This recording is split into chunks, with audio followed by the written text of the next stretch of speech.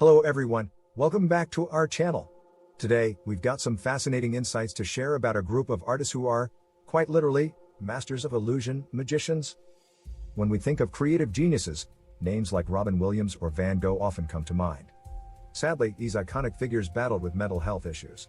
But, did you know that magicians are a unique exception in the world of creativity? That's right.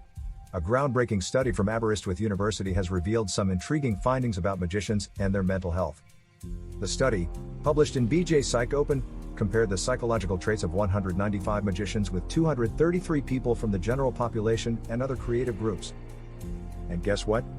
Magicians are significantly less likely to suffer from psychosis, hallucinations, or cognitive disorganization.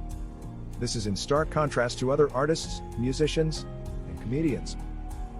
One reason? The precision and difficulty of magic tricks. Unlike other performances, magic is an all-or-nothing act. A failed trick can't be easily covered up like an unfunny joke. Dr. Gil Greengross from Aberystwyth University even compares magicians' mental health profiles more to mathematicians and scientists than to other artists.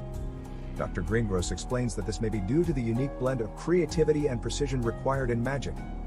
What's more, magicians are not just creators but also performers of their art.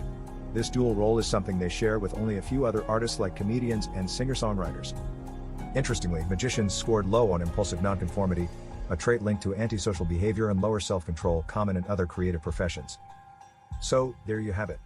Magicians, with their unique blend of precision, creativity, and performance, stand apart in the world of art and mental health.